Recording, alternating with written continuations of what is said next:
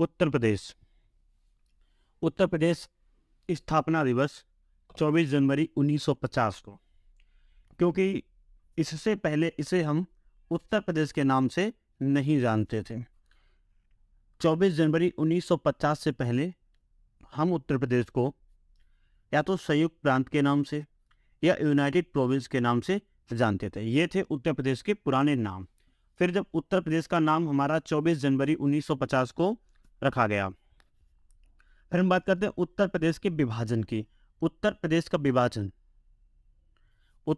का विभाजन 9 नवंबर 2000 को हुआ और इस उत्तर प्रदेश के ही कुछ हिस्से को उत्तर प्रदेश से अलग कर दिया गया और एक नया राज्य बना जिसका नाम था उत्तराखंड।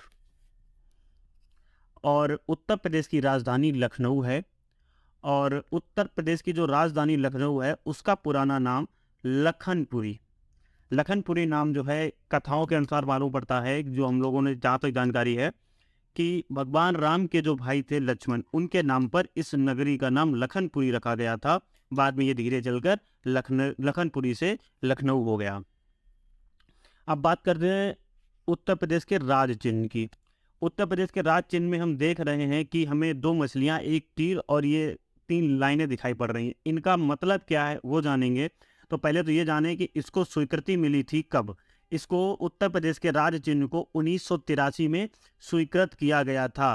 कब स्वीकृत किया गया था? 1983 में स्वीकृत किया गया था। और उसमें जो तीर धनुष बने हैं उत्तर प्रदेश के राज चिन्ह में, उसमें तीर धनुष का मतलब है हिंदू शासन, राम का प्रतीक, और जो 2 मछलियां हैं वो अवध में मुस्लिम शासन का प्रतीक दिखाता है।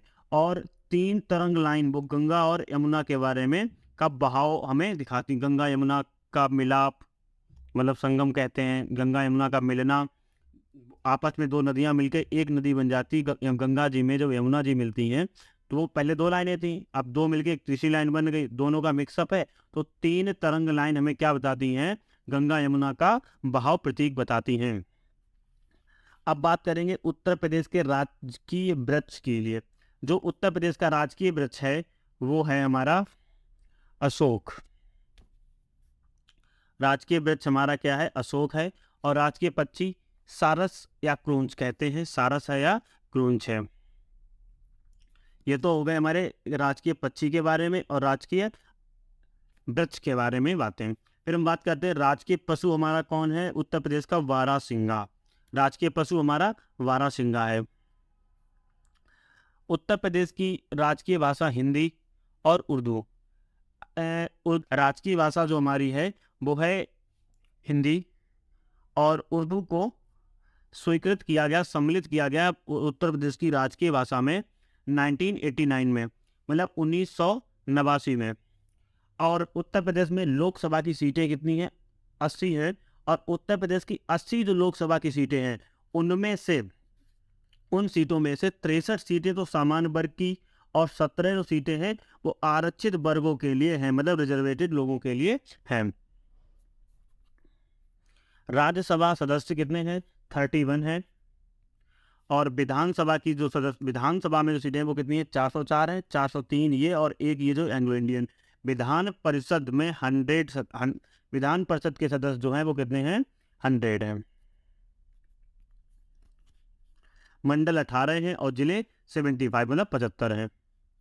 चलो ये तो था अलग चीज। अब बात करते हैं उत्तर प्रदेश के क्षेत्रफल की।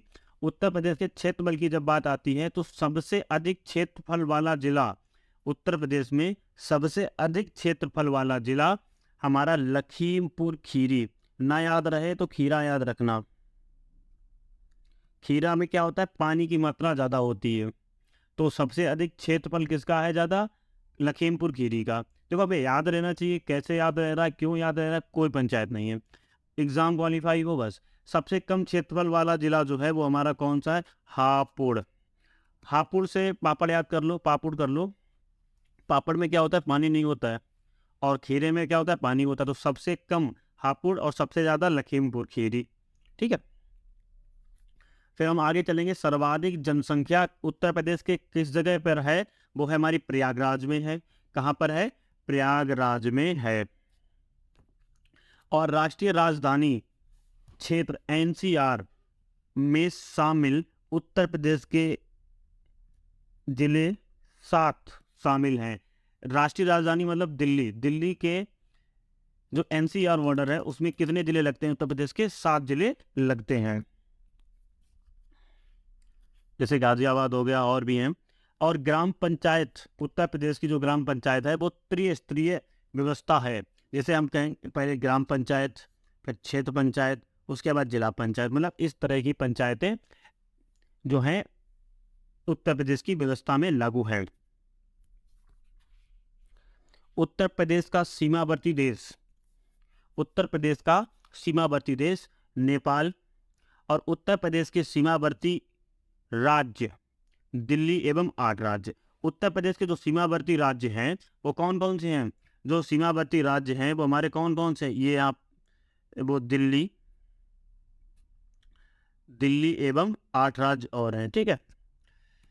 उत्तर प्रदेश को सर्वाधिक स्पर्श करने वाला राज्य, मध्य प्रदेश एक ऐसा राज्य है जो उत्तर प्रदेश को सर्वाधिक स्पर्श करता है। उत्तर प्रदेश, ये यहाँ पर स्पष्ट लिखा, ये गलत है, लिखा होना चाहिए था स्पर्श। उत्तर प्रदेश को सबसे कम स्पर्श करने वाला राज्य है हिमाचल प्रदेश। सर्वाधिक राज्यों से, यहाँ पे भी ये गलत है, सर्वाधिक राज्यों से स्पर्श, सर्वाधिक राज्यों से स्पर्श करने वाला उत्तर प्रदेश का जिला, मतलब एक ऐसा जिला उत्तर प्रदेश का जो सर्वाधिक राज्यों को स्पर्श करता हो, वो हमारा है सोनभद्र।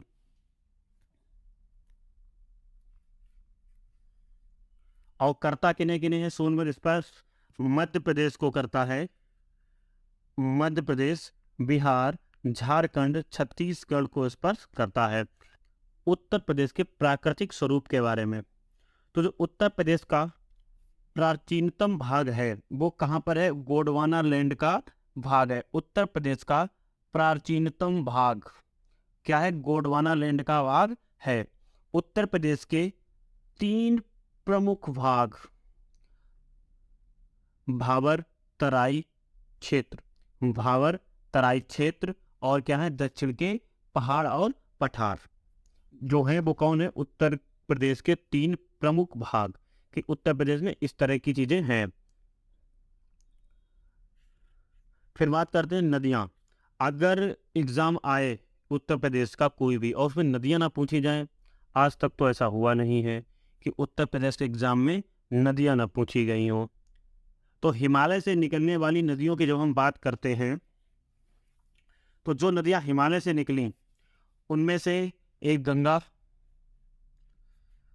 गंगा, यमुना, शारदा, गंडक, रामगंगा और राप्ती, ये नदियां कौन सी हैं? जो हिमालय से निकलने वाली नदियां हैं। एग्जामिनर क्या करता है? इन्हीं नदियों में से देगा कि ऐसी निम्न में से कौन सी नदी है जो हिमालय से नहीं निकलती है। तो वो क्या करेगा? तो गंगा, यमुना, शारदा 3 ऑप्शन देगा, या इनमें से कोई भी 3 ऑप्शन देगा, और एक ऑप्शन दे देगा कहीं और से दक्षिण की पठार से निकलने वाली नदियां डाल देगा। तो आपको ये आनी चाहिए कि गंगा, यमुना, शारदा, गंडक, रामगंगा और राप्ती, ये सारी नदियां कहाँ से निकल रही हैं? ये आपकी सारी नदियां हिमालय से निकलने वाली नदियां हैं। अब हम आगे बढ़ते हैं। दक्षिण के पठार से निकलने वाली नदियां, चंबल, दक्षिण के पठार से निकलने वाली नदियां चंबल, बेतवा, केन, रिहंद, सोन। कौन कौन निकल रही? चंबल निकल रही है, बेतवा निकल रही है, केन निकल रही है, रिहंद निकल रही है और सोन निकल रही है। और चंबल एक ऐसी नदी है जिसमें मगरमच्छ बहुत ज़्यादा है। चंबल नदी में मगरमच्छों की संख्या अत्यधिक है। फिर आगे चलते हैं। गंगा के किनारे बसे प्रमुख शहर प्रयागराज, मतलब अपना जो इलाहाबाद के नाम से पहले जाना जाता था उसका नाम है प्रयागराज। तो जो चंबल, जो गंगा के किनारे बसे शहर हैं उनमें से प्रयागराज, हरिद्वार, ऋषिकेश, कानपुर और वाराणसी शामिल हैं। यमुना के किनारे बसे शहर मथुरा, कौशाम्बी, आगरा और दिल्ली। शारदा नदी का दूसरा नाम है काली नदी। ये क्वेश्चन थोड़ा इंपॉर्टेंट है, आता है कि काली नदी का दूसरा नाम क्या है, तो शारदा नदी है, और शारदा नदी का नाम काली नदी है। राप्ती का दूसरा नाम है बूढ़ी गंडक, बूढ़ी गंडक मतलब जो राप्ती है उसका नाम है गंडक, लेकिन कौन सी बूढ़ी, मतलब बूढ़ी हो गई है। और इसके किनारे शहर बसा है, किसके, राप्ती नदी के किनारे शहर बसा है, कौन सा, वो हमारा गोरखपुर शहर जो है राप्ती नदी के किनारे बसा हुआ है। गोमती नदी के किनारे बसे शहर लखनऊ और जौनपुर है। सरयू नदी के किनारे बसा शहर अयोध्या है। बेतवा नदी और उत्तर प्रदेश, बेतवा नदी उत्तर प्रदेश और मध्य प्रदेश के बीच किसका काम करती है, सीमा रेखा का काम करती है। मतलब ये अगर इधर उत्तर प्रदेश और इधर ये रही एक लाइन खींच दो ऐसे करके, उत्तर प्रदेश कुछ ऐसे बना हो और ये नीचे उसके क्या है, ऐसे यहाँ पर हमारा मध्य प्रदेश है, तो इनके बीच से ऐसे करके निकलती हुई चली जाती है। तो ये किसका काम करती है, उत्तर प्रदेश और मध्य प्रदेश के बीच सीमा रेखा का काम करती है। कौन सी नदी, बेतवा नदी। और देवप्रयाग के समीप गंगा, देवप्रयाग के समीप गंगा जो है, गंगा नदी अलकनंदा एवं भागीरथी से मिल जाती है। अब बात करते हैं झीलों की। उत्तर प्रदेश की झीलें, सिर्फ उत्तर प्रदेश की झीलों के बारे में हम बात करेंगे। जो हमारी झीलें हैं उत्तर प्रदेश की, उनके बारे में हम जानेंगे आज। झीलों का मतलब है कि वो किसी भी आकार की हो सकती हैं। तो पहले तो हम जानते हैं ओदीताल। ओदीताल जो झील है वो कहाँ पर है, वाराणसी में है। और बड़ाताल झील शाहजहांपुर में है। फुलहर झील पीलीभीत में है। कहाँ पे, ये इंपॉर्टेंट झील है फुलहर झील, सबसे ज्यादा पूछी जाने वाली झील फुलहर झील कहाँ पर है, पीलीभीत में है, उत्तर प्रदेश के पीलीभीत जगह पर। उत्तर प्रदेश की जलवायु के बारे में आगे पढ़ेंगे कैसी है। जो उत्तर प्रदेश की जलवायु है वो समशीतोष्ण उष्ण कटिबंधीय जलवायु पाई जाती है। कहाँ पर, उत्तर प्रदेश में। कैसी जलवायु, समशीतोष्ण उष्ण कटिबंधीय जलवायु। सबसे अधिक गर्मी कहाँ पर होती है, आगरा और झांसी में होती है। मैदानी क्षेत्रों में सर्वाधिक वर्षा गोरखपुर में होती है। अब जब सर्वाधिक वर्षा होती है तो सबसे कम वर्षा भी होती है। तो न्यूनतम वर्षा वाला स्थान जो उत्तर प्रदेश में है वो कौन सा है, हमारा मथुरा है, मथुरा। अब आगे चलते हैं इसी में, वन एवं वन्य जीव संरक्षण, वन एवं वन्य जीव संरक्षण। तो जब हम वन और वन्य जीव संरक्षण की ओर चलते हैं तो सबसे पहले एक बात आती है, उत्तर प्रदेश में वनाच्छादित क्षेत्र। वनाच्छादित क्षेत्र का मतलब है जहाँ पर बहुत सारे पेड़ पौधे हों। वो कितना है, 7% है। और सर्वाधिक वनाच्छादित जिला सोनभद्र, कौन सा है, सोनभद्र। उत्तर प्रदेश में राष्ट्रीय उद्यान, उत्तर प्रदेश में मात्र एक राष्ट्रीय उद्यान है जिसका नाम है दुधवा राष्ट्रीय उद्यान, जो कहाँ पर है, लखीमपुर खीरी में है। वन्य जीव विहारों की संख्या 12 है, मतलब 12 है, और पक्षी विहार 13 अर्थात 13 है। प्राणी उद्यान कानपुर लखनऊ में है। और घड़ियाल संरक्षण कुकरेन लखनऊ, ये इंपॉर्टेंट है यूपी टेट के लिए। यूपी टेट के लिए ये जो है इंपॉर्टेंट है। घड़ियाल संरक्षण कहाँ पर है, लखनऊ में है, और किस जगह पर, कुकरेल नामक जगह पर है। देखिए उत्तर प्रदेश की अर्थव्यवस्था के बारे में क्या है, सब भारत में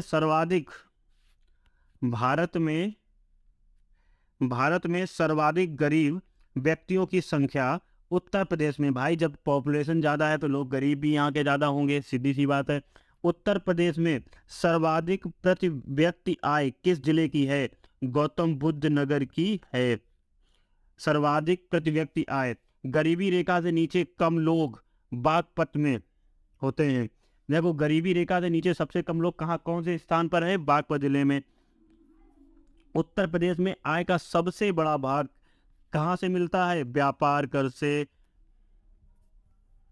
उत्तर प्रदेश में सर्वाधिक व्यापार कर संग्रह जोन, उत्तर प्रदेश में सर्वाधिक व्यापार कर संग्रह जोन, जो मतलब व्यापार के से कर जो इकट्ठा होता है सबसे ज्यादा जोन जो है वो कहाँ पर है, लखनऊ में है। अब आगे चलते हैं, उत्तर प्रदेश में कौन से खनिज कहाँ कहाँ पाए जाते हैं। उत्तर प्रदेश में कौन से खनिज कहाँ कहाँ पाए जाते हैं, तो उत्तर प्रदेश में खनिज के संदर्भ में सर्वाधिक संपन्न जिला मिर्जापुर है। ये तो वेब सीरीज आई थी, सबने देखी है मिर्जापुर। तो मिर्जापुर में क्या नाम, गजब का जलवा था कालीन भैया का, सुना जाता है। तो बस याद रखना कि जो खनिज थे जैसे वो अफीम की खेती करते थे, कालीन की अफीम का बिजनेस करते थे और कालीन वगैरह का बिजनेस करते थे। तो खनिज का भी बिजनेस करते, मान लो, मन में बिठा लो। तो उत्तर प्रदेश में जो खनिज के संदर्भ में जो सबसे संपन्न जिला है वो कौन सा है? हमारा मिर्ज़ापुर है। और मिर्ज़ापुर में है क्या क्या? बलुआ पत्थर और एस्बेस्टस पत्थर है। प्रयागराज में सिलिका बालू अर्थात कांच बालू की मात्रा अधिक है। सोनभद्र में चूना एवं कोयला, ललितपुर में यूरेनियम एंड तांबा, अभ्रक। उत्तर प्रदेश में ऐसा कोई भी स्थान नहीं है जहां पर अभ्रक पाया जाता है। उत्तर प्रदेश में अभ्रक नहीं पाया जाता है। अब बात करते हैं प्रमुख औद्योगिक संस्थान की। भारत इलेक्ट्रॉनिक्स लिमिटेड जो है वो कहाँ पर है? गाजियाबाद में है। Hindustan aluminium corporation, Renukoot, Mirzapur. प्रमुख उद्योग स्थान, ये हमारी मेन हेडिंग है कि प्रमुख उद्योग स्थान कहाँ भारत में, उत्तर प्रदेश में जो प्रमुख उद्योग स्थान है वो कौन कौन से हैं? तो सबसे पहले तुम जानेंगे आज ट्रांसफार्मर की फैक्ट्री कहाँ पर है? वो झांसी में है। ट्रांसफार्मर जो फैक्ट्री है, जो ट्रांसफार्मर बनाती है, वो फैक्ट्री झांसी में है। और इंडियन टेलीफोन इंडस्ट्री रायबरेली में है। उर्वरक कारखाना फूलपुर या प्रयागराज। देखो, प्रयागराज में है, फूलपुर नामक स्थान पर। प्रयागराज नहीं है तो फूलपुर होगा, ये याद रखना है। इलेक्ट्रॉनिक या प्लास्टिक सिटी, भाई सब लोग जान लो, कानपुर जितना गंदा शहर कोई नहीं है। तो इलेक्ट्रॉनिक और प्लास्टिक सिटी, हम प्लास्टिक सिटी के नाम से किस शहर को जानते हैं? कानपुर को जानते हैं। चिकन कपड़ा का काम कहाँ पर होता है? लखनऊ में होता है। चिकन इज नॉट खाने वाला चिकन, ये कौन सा चिकन है? पहनने वाला चिकन। मतलब चिकन कपड़ा का जो काम है वो कहाँ पर होता है? लखनऊ में होता है। और चीनी मिट्टी के जो बर्तन हैं वो लखनऊ में बनते हैं। कहाँ पर? चिन्हट नामक स्थान पर। चीनी मिट्टी अर्थात चिन्हट, चीनी मिट्टी के बर्तन चिन्हट, कहाँ पर? लखनऊ में। और मिट्टी के बर्तन खुर्जा, मिट्टी खोदे जाओ और बनाए जाओ, खुर्जा। मिट्टी का खिलौना आगरा में बनता है। खड़ाऊ पीलीभीत में है।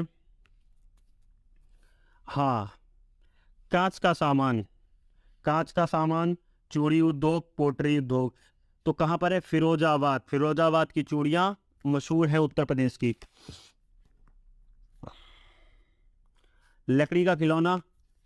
लकड़ी खिलौना वाराणसी अर्थात बनारस। टेराकोटा गोरखपुर। पॉलीफाइबर बाराबंकी। प्लाईवुड नजीमाबाद। रबड़ का निर्माण कहाँ पर होता है उत्तर प्रदेश में? मोदी नगर में। Granite plate Chunar. गुलाब जल गाजीपुर। फर्नीचर दिया सलाई और बेत, ये तीनों कहाँ पर हैं? बरेली में। छपाई फार्मा उद्योग फर्रुखाबाद में। और प्रथम चीनी मिल जो थी वो देवरिया में थी, प्रतापपुर में, 1903 से 1904। मतलब इसकी स्थापना जो थी 1903 में की गई थी। अब आगे चलते हैं। शिक्षा एवं राष्ट्रीय शोध संस्थान बायोटेक्नोलॉजी पार्क जो है उत्तर प्रदेश में वो लखनऊ में है। और आगे बढ़ते हैं तो नॉलेज पार्क ग्रेटर नोएडा, ये थोड़ी मिस्टेक है इसमें, ये यहाँ पर होना चाहिए। हाँ, ये है नॉलेज पार्क। कहाँ पर है? नॉलेज पार्क हमारा ग्रेटर नोएडा में है। नॉलेज पार्क कहाँ पर है? ग्रेटर नोएडा में है।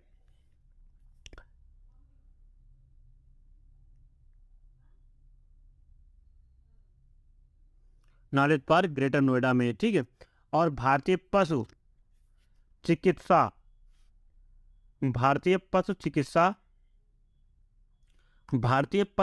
जो है वो कहाँ पर है? बरेली में। राजीव गांधी पेट्रोलियम प्रौद्योगिकी संस्थान जायस,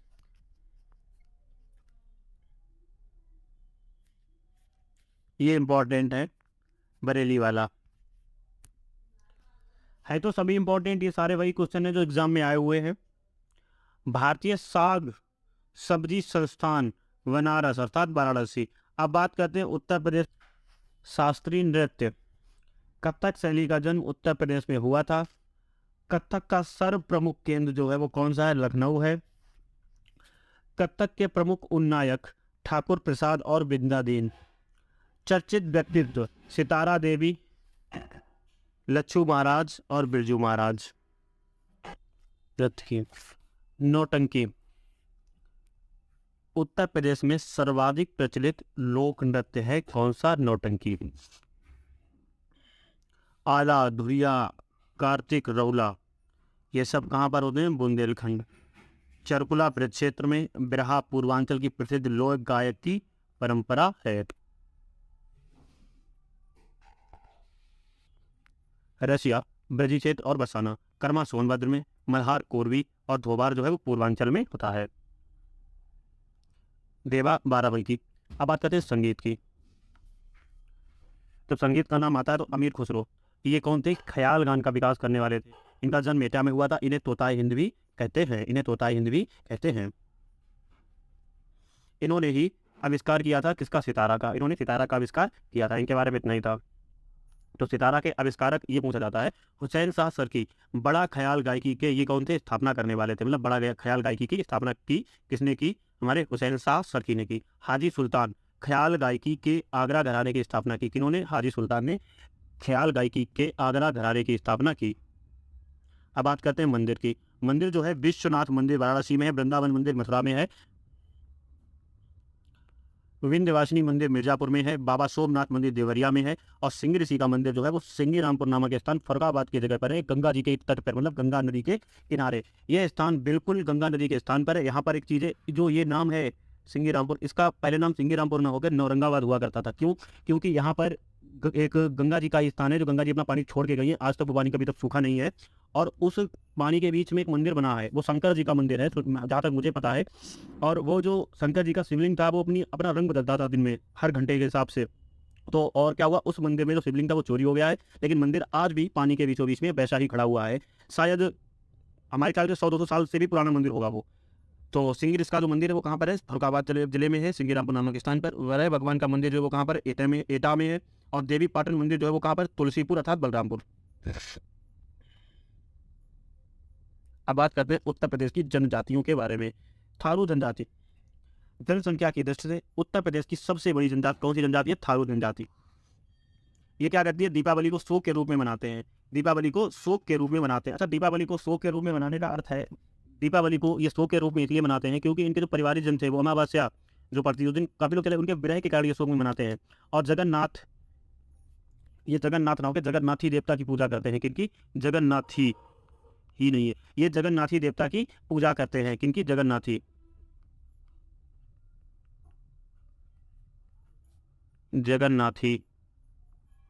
देवता की पूजा करते हैं। कौन? थारू जनजाति के लोग। वर्षा ऋतु में बनहर त्योहार मनाते हैं। कौन? थारू जनजाति। अगर क्वेश्चन आता है बनहर त्योहार कौन सी जनजाति मनाती है, तो थारू जनजाति मनाती है बनहर त्योहार। बनराव जनजाति। जनसंख्या की दृष्टि से उत्तर प्रदेश की सबसे छोटी जनजाति है कौन सी? बनराव। बुक्सा जनजाति बिजनौर में है। काशीपुर के चामुंडा देवी की पूजा होती है और पीपल के वृक्ष की भी ये लोग पूजा करते हैं। फिर है खरवार। खरवार जनजाति, ये मिर्जापुर में है। यहाँ पर क्या होता है? कर्मा नृत्य होता है, ये इंपॉर्टेंट है। कर्मा नृत्य होता है। कौन सी जनजाति करती है? खरवार जनजाति करती है। फिर अगली जनजाति है माहीगीर। माहीगीर मतलब मेहरा बिजनौर। महाभारत में इस जनजाति का उल्लेख किया गया है और इस्लाम धर्मनायों में भी इसका उल्लेख मिलता है। ये तो था हमारा उत्तर प्रदेश का सामान्य ज्ञान। जो सारी इंपॉर्टेंट चीज़ें हैं, सारी चीज़ें एग्जाम में आती हैं, तो मन लगा के पढ़ना, उसे नोट डाउन कर लेना।